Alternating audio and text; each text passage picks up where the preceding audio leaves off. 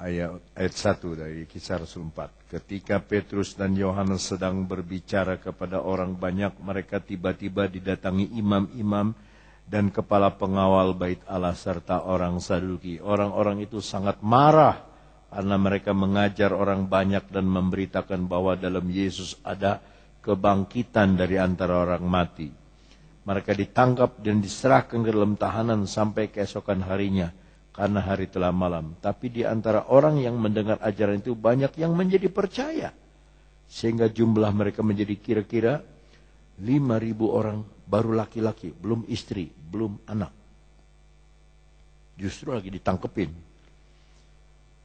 Karena mereka bersatu, bersehati, sejiwa, itu roh Tuhan kerja. Kisah Rasul 2.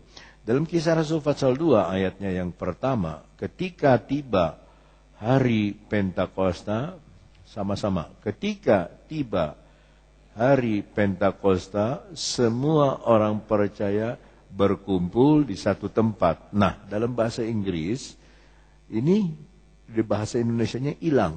When the day of Pentecost had fully come, ketika tiba hari Pentakosta, they were all with one accord. Mereka semua dalam accord, kayak mobil Honda Accord. Accord artinya akur. Semua itu in one accord, in one place, dalam satu tempat. Umpamanya kita jemaat ini, kita ada di satu tempat di gereja, Jalan Waru Jajar, Hasyim Asy'ari 75.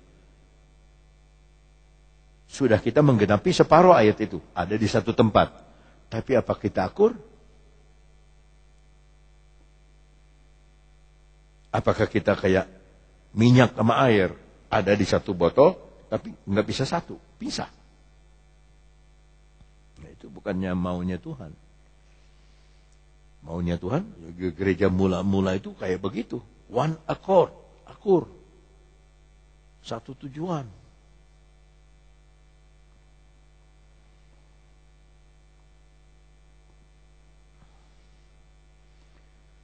Hampir tiap tahun ya, staf gembala mesti merengek-rengek sama jemaat. Saudara kumpulin uang, ikut family camp.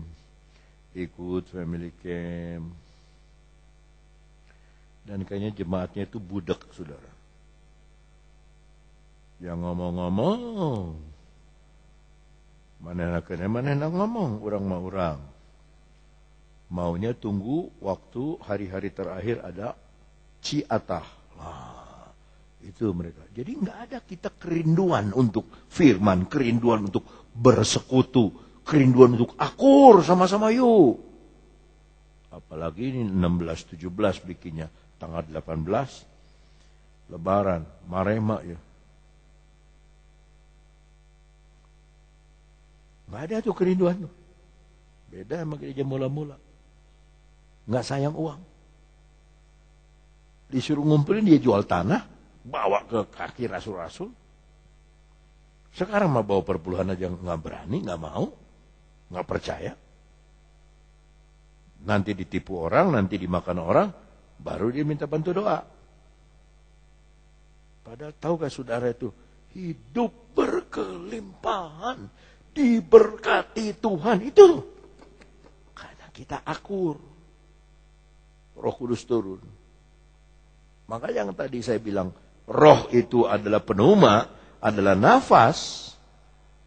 Kalau nafas kita ini nafasnya roh Allah, gampang kita akur. Gampang.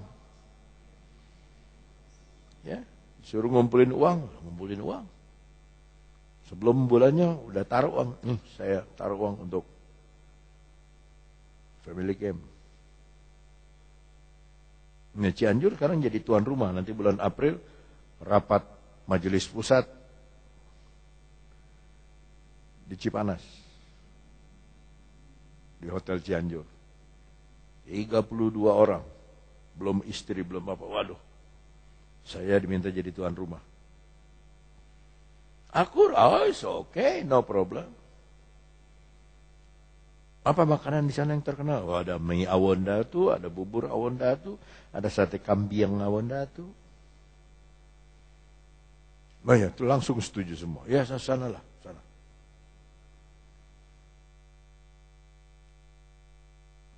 Saya nggak minta bantuan dari saudara, saya nggak akan jalan ekstra kolektor, nggak.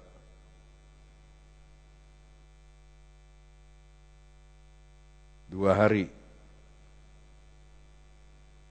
rapatnya. Saya tidak akan minta ekstra kolektif, tidak akan minta saudara bantu, tidak. Karena saya yakin bos saya di atas pasti memenuhi semua kebutuhan.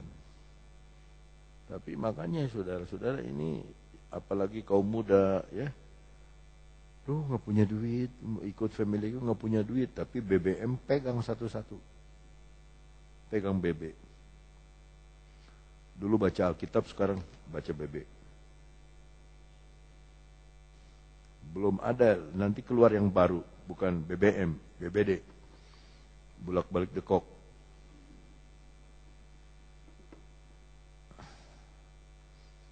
Kembali lagi kepada Petrus, ayat 9.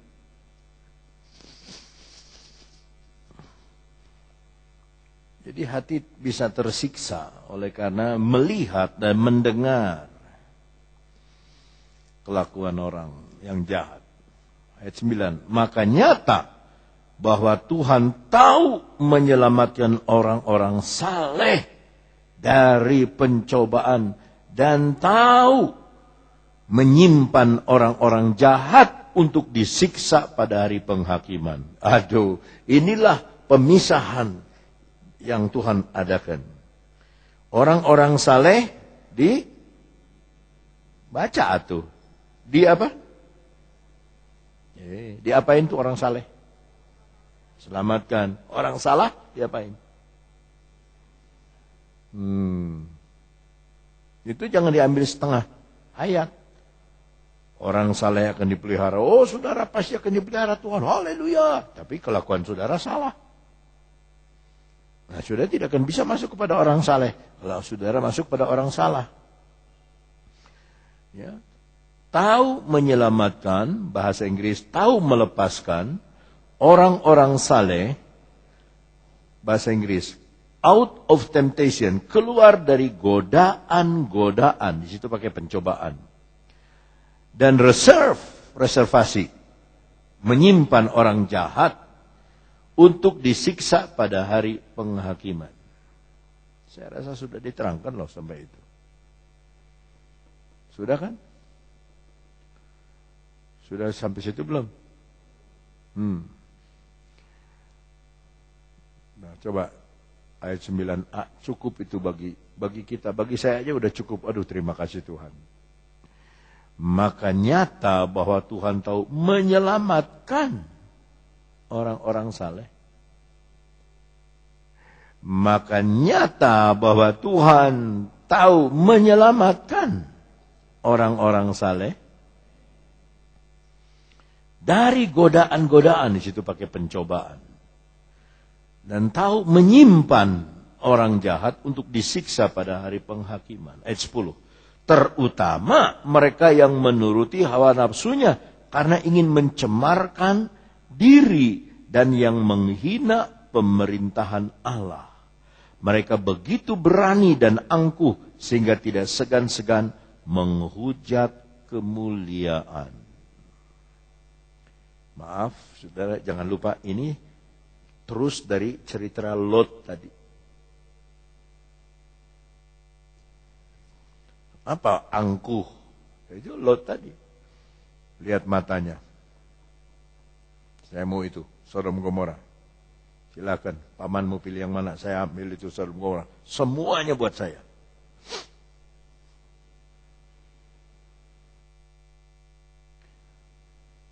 Terutama mereka yang menuruti hawa nafsunya. Kalau saudara ingat istri Lot. Istri Lot itu hartanya banyak. Karena kaya kan. Beli apa, buat banyak. Tapi tidak ada sepotong yang dia bisa bawa. Itu kekayaan dunia. Tapi kalau kekayaan rohani, saudara jalan kemana dia ikut saudara. Itu kekayaan hati kita.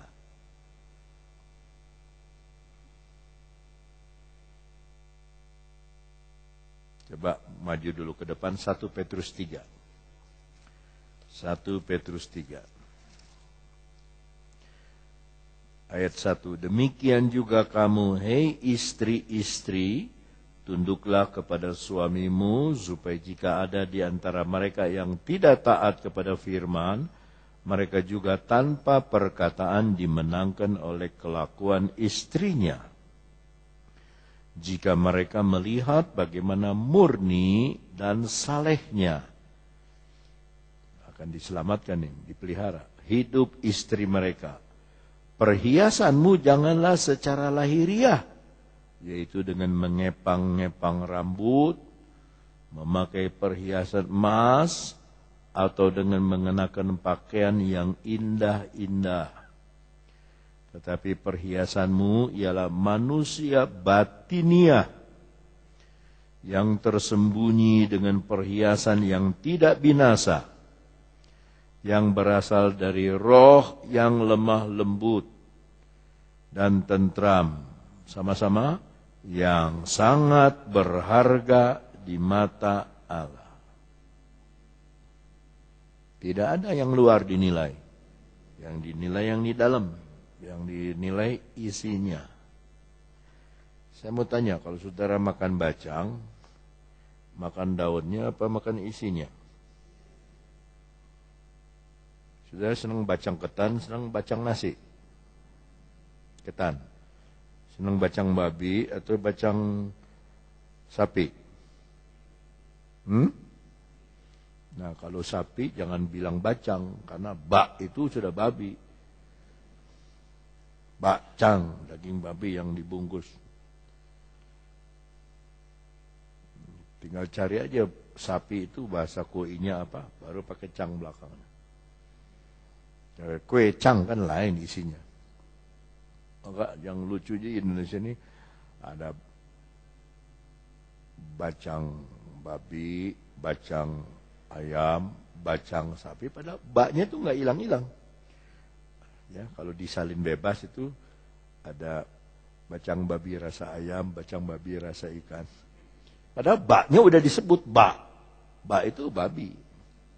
Maka jangan saudara ngomong bak kekok. Berarti bak itu babinya yang kekok. Kita lihat lagi ayatnya yang ke-5. Sebab demikianlah caranya perempuan kudus dulu beribadah, berdandan, yaitu perempuan yang menaruh harapannya kepada Allah. Mereka tunduk kepada suaminya. Sama seperti Sarah, taat kepada Abraham dan menamai dia tuannya. Dan kamu adalah anak-anaknya jika kamu berbuat baik dan tidak takut akan ancaman. Dulu saya punya teman sekolah di SMA namanya Ike. Ike ini laki-laki, anak Raden gitu ya, anak Ningrat. Sekolah di sini. Waduh, bajunya mewah-mewah, bagus-bagus, duit nggak ada habis-habisnya. Satu kali dia ajak saya ke Bandung, dia yang bayarin naik bus ke Bandung. Karena dia pengen main gitar gitu, jadi dia ajak ke rumahnya. Begitu saya ke rumahnya, saya kaget. Ibunya kalau mau ketemu suaminya, jalannya itu di setengah kui, ya. Pada jongkok jalan, baru duduk di samping suaminya. Cium dulu tangan suaminya. Ike juga itu ketemu ayah ibu, jongkok jalannya. Karena kita tamu, kita mah diem aja. Ningrat loh.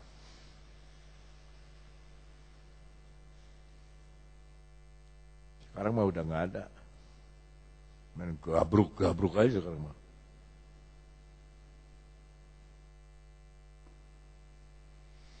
Sangat menghormati suami. Itu keagungan seorang istri. Itu menghormati suami. Taat, tunduk, tanpa sepatah kata. Tapi sukses. Suaminya berubah, suaminya diberkati, suaminya itu karena istri. Lot ini ruginya apa? Lot ini ya istrinya tuh nengok ke belakang, jadi sudah nggak sehati, nggak sejiwa.